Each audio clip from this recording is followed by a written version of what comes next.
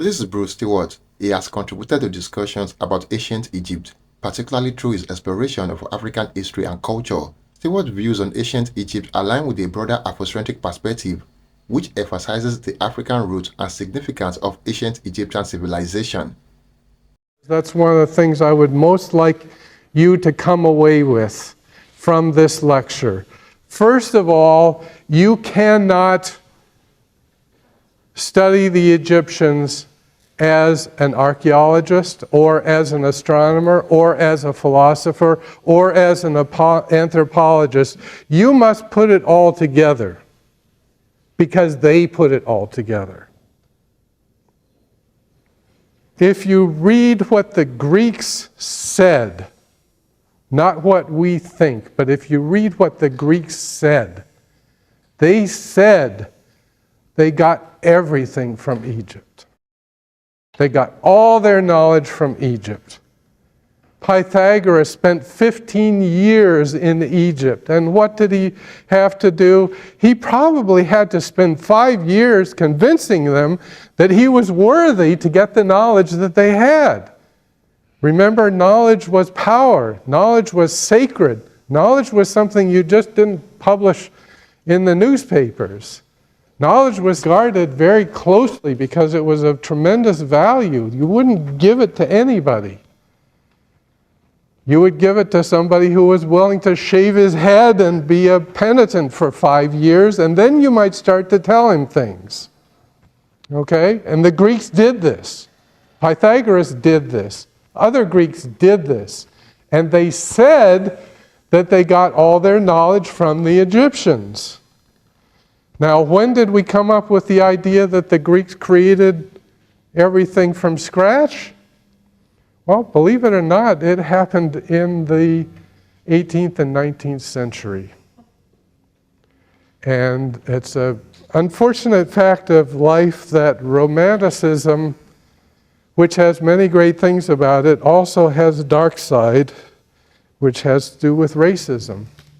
And in the 18th and 19th century, it was decided that it was just not appropriate for all this knowledge to come from an African country.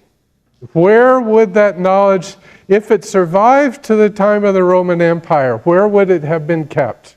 Yes. In Alexandria, in the museum, the library at Alexandria.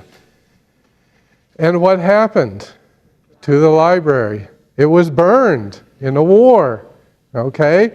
And at that point, what happened to those books that were burned? If they were written in living languages, there was a scholar someplace who had memorized the book and could just write it down again.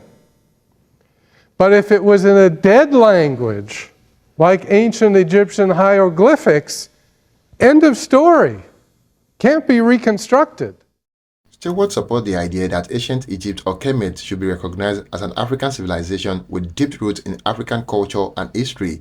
He emphasizes that ancient Egyptians were predominantly indigenous Africans and that their achievements are part of Africa's broader historical legacy. According to Stewart, ancient Egyptians made substantial contributions to various fields, including science, mathematics, medicine, architecture, and art.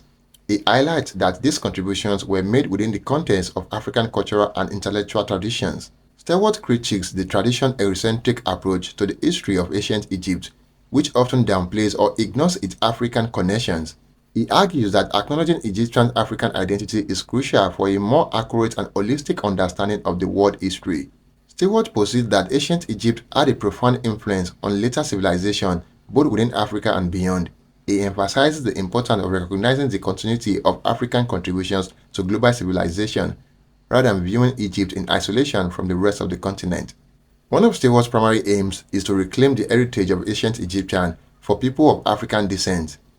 He believes that recognizing the African identity of ancient Egyptians can inspire pride and a deeper connection to African history and culture. Stewart's views are part of a larger Afrocentric movement which seeks to reframe historical narratives to better reflect the contributions and experience of African people. This perspective challenges the marginalization of African civilizations in mainstream historical discourse and emphasizes the need for a more inclusive approach to history. Like other proponents of the Afrocentric perspectives, Stewart's views have sparked debates. Supporters argue that his work helps correct historical biases and provides a fuller understanding of African contributions to world history. Critics, however, may contend that some Afrocentric claims can be overstated or not sufficiently supported by evidence. In summary, Bruce Stewart's views on ancient Egypt emphasizes its African origins and contributions, challenging Eurocentric narratives and seeking to reclaim this heritage for people of African descent. Thank you for watching. Don't forget to like and share your thoughts in the comment box below. Until next time, cheers and have a good one.